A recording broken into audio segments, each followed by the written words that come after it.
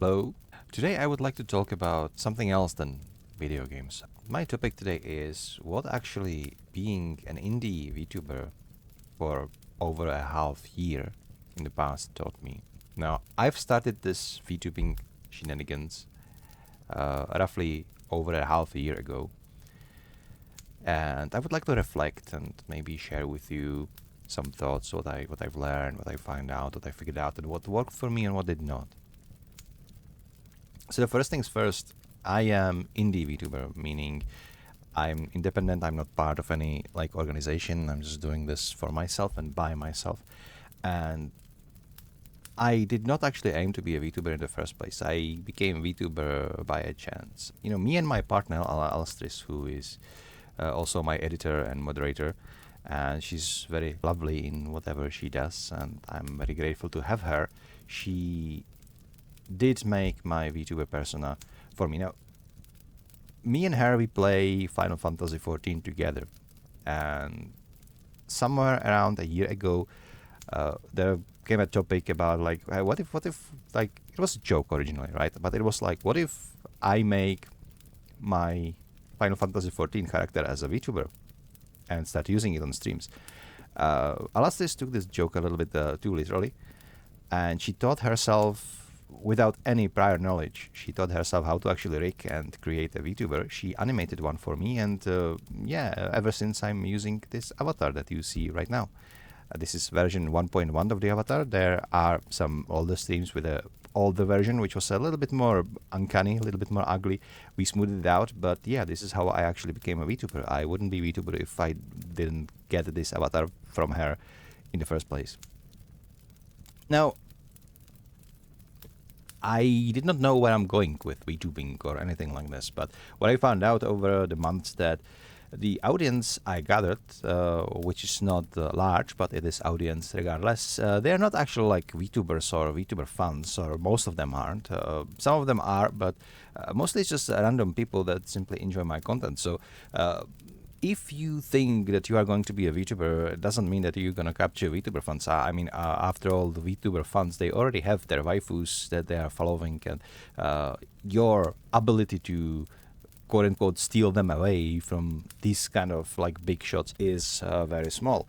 But I like it regardless. I mean, I'm not VTuber in a sense that a lot of people use it as an anonymity tool, which I am not. I am just not comfortable on camera, and that's not because I would be ashamed or I would try to protect my privacy. In fact, I do have other channel about swords and historical fencing where you can see me fencing in real life with rapiers and longswords, etc. But that's topic for another day. I was actually working as a consultant for a couple of business companies, and I was consulting things like service desk, knowledge base, project management tools. I was helping people implementing their software, etc.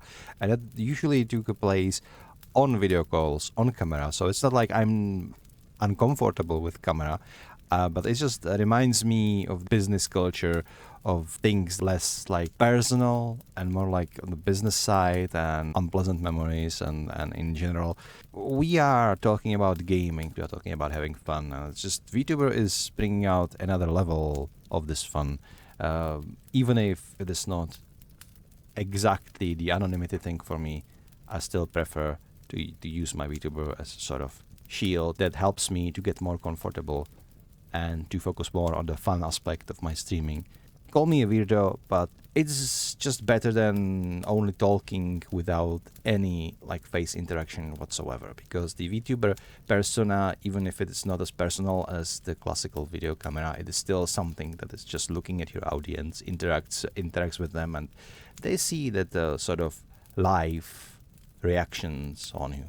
Another important thing about being VTuber, or rather streamer on Twitch or any other platform in general, is your connections outside of such platform.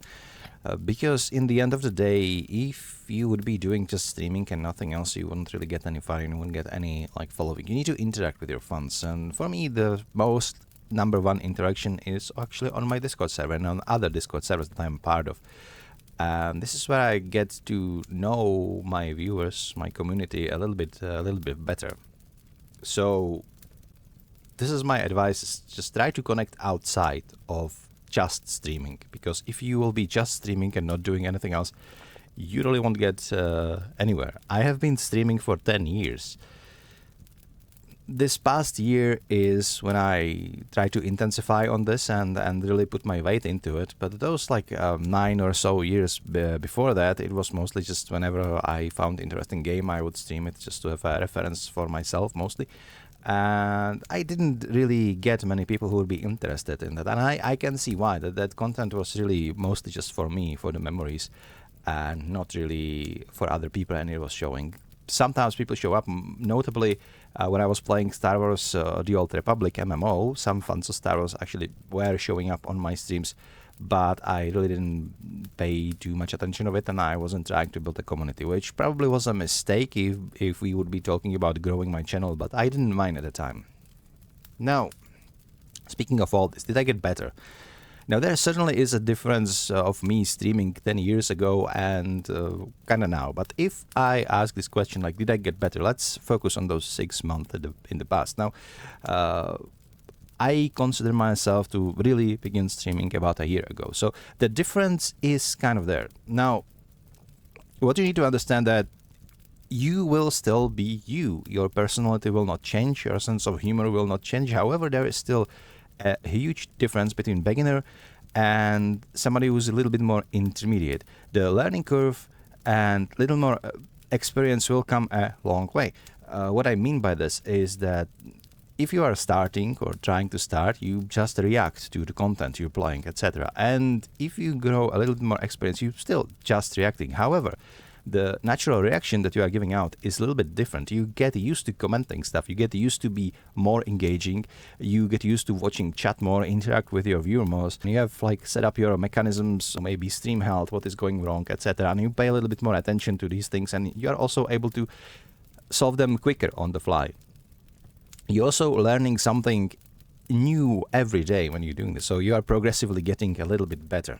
TLDR of that is that you are still you if you are doing this. However, your delivery is probably better and faster as you are growing more experience with the streaming.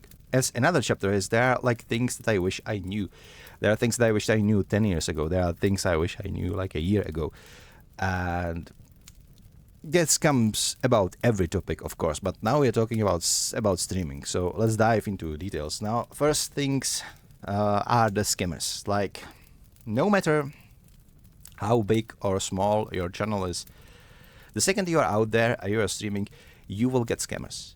And some of them will be just, spam bots. They were just spamming their own little thing, they come with me on a removethespace.com and you will get free growth. And those can be pretty easily handled. You just set up some filters and auto moderators will just get rid of those. In my case, auto moderator will just help them message and then Alastriz just bonks them out with a ban. But there's other kind of scammers too. And these are a little bit more elaborate. They will try to interact with you. They act like they're interested in your content and they talk to you, but it pretty soon becomes very obvious that they try to sell you something. Usually it's a scam. Don't buy anything from these people. Okay, if you want somebody to help you and you are willing to pay for it, go look for the people who are offering their services passively. Go look at their Discord, find them online. Don't give anyone who's just roaming from stream to stream and offering their services. Is usually AI slop or a straight up scam, usually both. When I begin, though, I was really grateful for somebody even talking to the chat, and it always felt bad. A kind of conscience was a little bit biting you in the ass for being mean to these people, or you're banning them, and you just didn't want to. You need to grow a little bit dull on this. These people, they don't mean well for you, and you don't need to feel bad for banning them, even if they gave you a follow, because obviously they are there to scam you, to steal your money, to steal your Discord, to steal whatever. Right, or sell you something that isn't working. And even if it's just unsolicited advertisement, it is still not good. It's still not healthy for your channel. Just do not do any compromises. When you see one of these people, just ban them straight out, and most importantly, don't feel bad about it. The other thing that I wish I knew is that you should, in the first place, get comfortable with your content. Now, in my case, I did try a couple of like one-trick gaming. I did try a lot of just to focus on the Black Desert Online or to focus on the League of Legends. But I should have known myself better. I should have known that variety streaming is where it is for me. And while there are some great streamers who are just one-trick gamers and just playing one game all day, every day, and they are successful at it. It is not for me because I'm not physically able to dedicate everything I have into one game because I burn out pretty quickly on games. I need more games to play, and it should reflect. So you need to be comfortable at being variety streamer and not try to jump on one trick gaming bandwagon if you are not feeling up for it. The vice versa. If you are trying to be a variety streamer but you just keep gravitating toward one game and you're just passionate about one game, just be a one-trick gamer. It's okay too. Just figure out what works for you the best and get comfortable with it. Right? Don't think about what if. Don't think what could have been better. Think about what is comfortable for you, because streaming must be fun in the first place. If you are not comfortable, if you're not having fun while streaming, then your content will suffer too. Which brings me to another point, and it's just don't overanalyze things. It's better to just do a short stream than like overanalyze and be paralyzed by analysis and not do any stream at all, and thinking about what if. Just go out there and stream. Oftentimes I just got in there, I got into flow, and I kept the things going. Usually when you don't feel like working and you force yourself into it, it's usually just a drag. You hate it, you get things done maybe. But in streaming it is a little bit different, because I finally was doing something that I love to do, and when I did that, I found myself that even if I felt like low energy, I didn't really want to stream. I was scared. Maybe is it a bad time? Is it not going to be delivered? Is it maybe a game that's not interesting to anybody? But then you just start, and suddenly you're into flow, and then maybe people show in the chat, and the energy completely shifts, and you suddenly are blooming, and that is good. You just go stream. Don't overanalyze things. Don't wait for stuff. Just do it. It is kind of that simple. You also shouldn't feel compelled to finish series, especially if you are playing a game and you want to make a series. This comes mostly for like single player games. Don't feel compelled to finish, especially if the game sucks, right? It is okay to just leave some things unfinished. Like if the game is great, for example, I'm playing Kingdom Come Deliverance 2, I'm playing Clair Obscur, I'm playing Mirror's Edge. These are all great games. But either the game sucks or maybe the game is not really for you. You don't need to finish this. Just don't feel bad about not finishing games, because not every game is worth your time, quite frankly, and especially not the worth to just torment your viewers with a bad game. If you are having a bad time, meaning the stream quality is worse, it all connects, right? The most valuable thing is building your community. Sometimes your chat can cheer you up if your community is healthy, right? If you this doesn't maybe apply if you are trying to do like rage content or some political content, but that's not my case. I'm trying to keep things like rage free. I'm trying to keep things cozy and based. So for me, your community is everything. It's the most valuable asset that you have. They can lift your spirits. They can even give you energy to stream more for them. And that's why the building your community is like the most valuable thing. You should be focusing on the community first, because even if we scratch my previous point, the good community can turn even like very bad game into something worth watching, into something to laugh over together, into something elevating. So yeah, build your community first and worry about like quality of your streams or quality of your games later. The community comes first and everything else comes second. Now I also wish I knew about dual streaming a little sooner.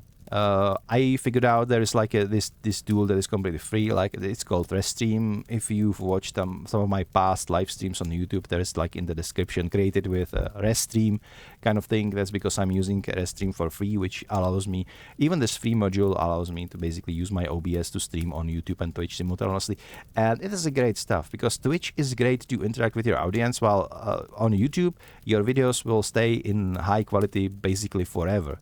And also some people will just come and hang out on YouTube chat, and I'm always surprised when that happens, because I'm not particularly great or big on YouTube, but sometimes they just come and say hi, and that's fine too.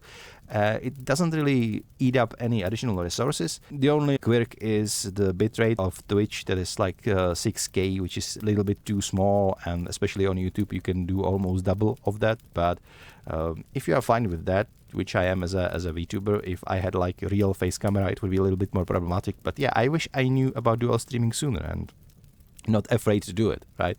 I did try to stream exclusively on Twitch. I did try to stream exclusively on YouTube.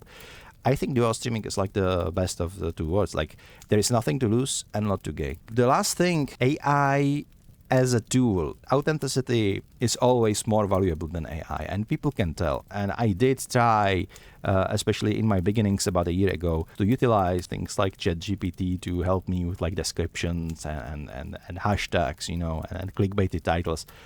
And he always like delivered something, but then I realized that it all looks kind of the samey, kind of really like uncanny, kind of mechanical. And nowadays I'm perfectly happy to just write a little bit of title and a little bit of description by myself. If you write something authentic, it's more valuable. Maybe it isn't that pretty, maybe it doesn't have enough smileys or emojis that you could have from the AI generated content, but it is yours. And it shows. It shows your personality. It shows your distinction. And I feel like in this day and age of AI, where AI is everywhere, this kind of authentic content is going to be more and more valuable. That's my 2 cents. If you are using AI, use it in moderation for things that it is really like saving you time, but never let it do the work instead of you, rather. What I also found out that once you get into the creative mindset, I created something that is called like poem of the stream, and if I'm playing some game that is really inspiring, or I'm really inspired outside of the game, I create a short little poem that I put into my description, and these poems are written entirely by me. And whenever I create some poem like this, it's much more valuable than anything that ChatGPT could have ever come up with. Another point about my short VTubing experience would be my Spooktober escapades. Now, Spooktober, aka October, because the Halloween and stuff, was probably my biggest accomplishment, because I made myself kind of a Spooktober challenge, which should have been me playing a horror game or a spooky game every single day for 30 days of entirety of October. I called it a Spooktober challenge. It turned out into 34 days of continuous streaming for me. And while it was incredibly taxing, I was like tired, it really gave me something back. And by that I mean it was a really great experience, and it filled me with a sense of accomplishment. I also feel like this was the time where my channel grew up the most of the entire a year in the past. And yeah, it was fun. Would I recommend it? After I finished Spooktober challenge, I always say I would not recommend it, but it was awesome. I think I would recommend it. Do some challenges like this. Push yourself behind your comfort zone, or push yourself a little bit over your limit, because in the end you will have a nice memory to look back to. You will probably gain more followers than you are gaining on average. And it's going to be invaluable experience in the future, and you'll also value your free days more after you're done with such a challenge. So there was a lot to gain, and yeah, I'm happy that it turned out how it was. Don't do whole year challenge, streaming every single day. Don't do that. Take good care of yourself. But 1 month is, I think, manageable, especially if you have time and resources.